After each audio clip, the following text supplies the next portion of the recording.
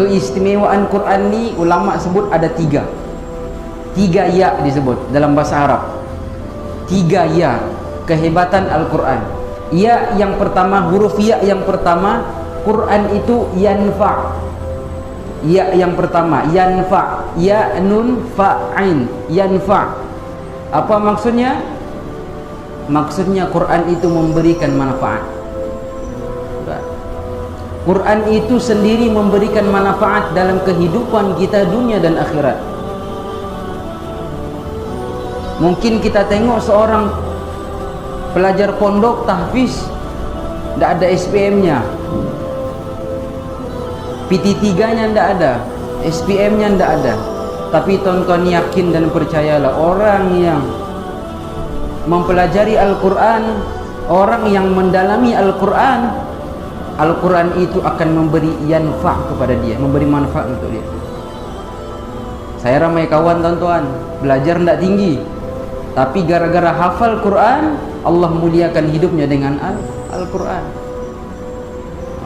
Allah muliakan hidupnya dengan Al-Quran.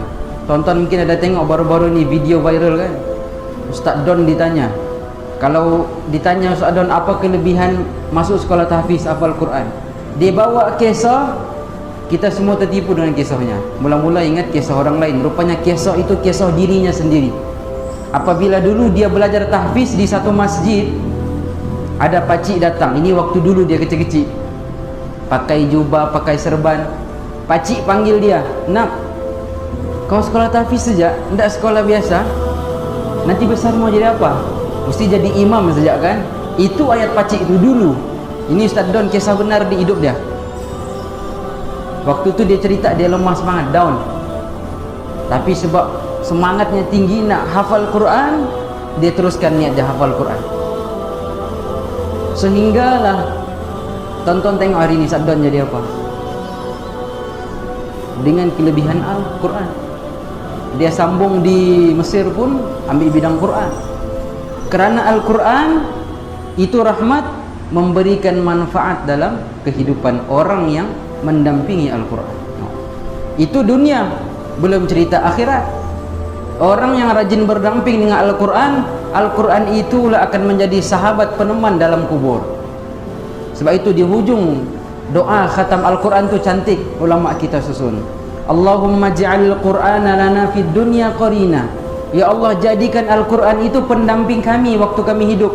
Rajin baca Quran, rajin sentuh Quran, rajin dengar Quran, rajin belajar Quran. Wa fil qabri mu'nisa, dan jadikan Quran itu dalam kubur sebagai peneman dan penolong kami. Orang yang rajin baca Quran di kubur nanti Quran akan datang kepada dia, akan menjadi hujah kepada dia, akan membantu menerangi kuburnya. Itulah kata ulama, Quran itu yang pertama kelebihannya, ya yang pertama yanfa', memberikan manfaat dunia dan akhirat. Ini kelebihan Quran, supaya kita suka cinta dengan Al-Quran, tuan-tuan. Yang kedua, kelebihan Al-Quran kata para ulama, Quran itu yashfa'. Ya yang kedua yashfa', ya shin fa ain, yashfa', yang bermaksud memberikan syafaat.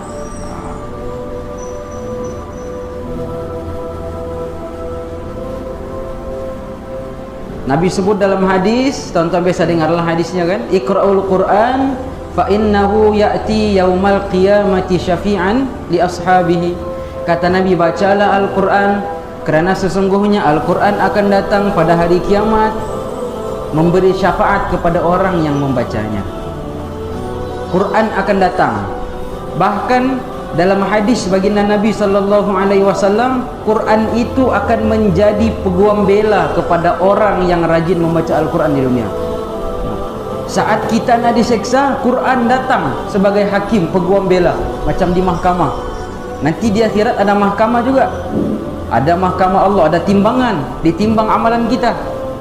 Waktu itu Allah akan tanya, puas hati tidak dengan amalanmu?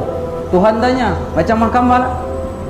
Puas hati sudah dengar dibaca tadi pertuduhan, ada apa-apa bantahan, ditanya, semua ditanya.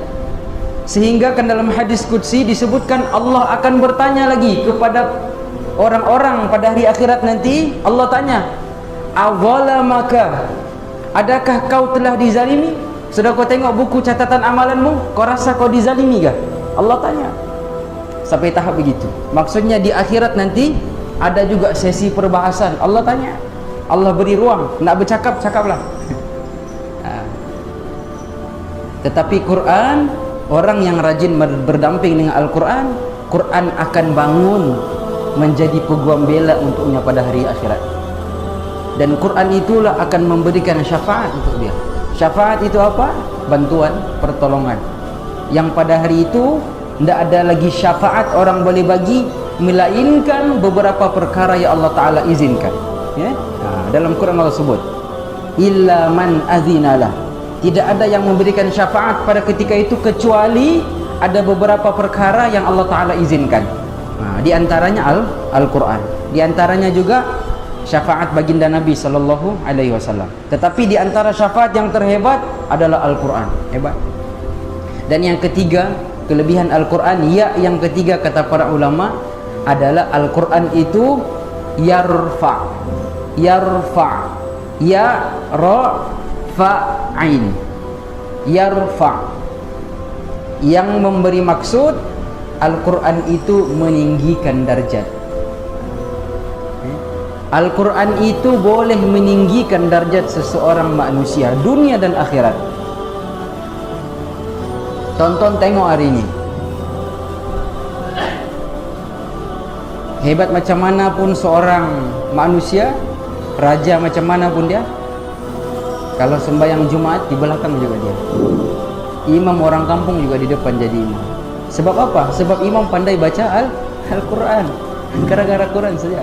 Tonton yang main-main imam kampung, padahal imam kampung pun dia taunya wadduha saja. Tapi gara-gara wadduha dia tahu, tetap juga raja di belakangnya. Itu sudah menampakkan Al-Quran itu meninggikan darjat seseorang manusia. Itu dunia, belum cerita akhirat. Nabi SAW sebut dalam hadis pada hari akhirat, Allah Ta'ala akan memanggil ahlul Quran, orang yang rajin berdamping dengan Al-Quran, orang yang rajin mempelajari Al-Quran. Allah akan berkata kepada dia, ini syafaat sudah dapat ini, ini orang ahli Quran, syafaat sudah dapat, syurga sudah dapat, tetapi belum cukup. Allah Ta'ala mau bagi lagi ganjaran. Allah Ta'ala bagi dengan cara mengangkat darjatnya dengan Al-Quran. Bagaimana? Allah Ta'ala akan memerintahkan ahli Al-Quran ini di dalam syurga, Iqra warattil kama turattilu fid dunya. Kata Allah, wahai fulan bin fulan, dulu engkau ni rajin baca Quran di dunia, maka hari ini aku nak bagi kau ganjaran ni, maka bacalah Al-Quran di hadapanku. Aku nak dengar. Baca Al-Quran seperti engkau selalu membacanya di dunia dulu.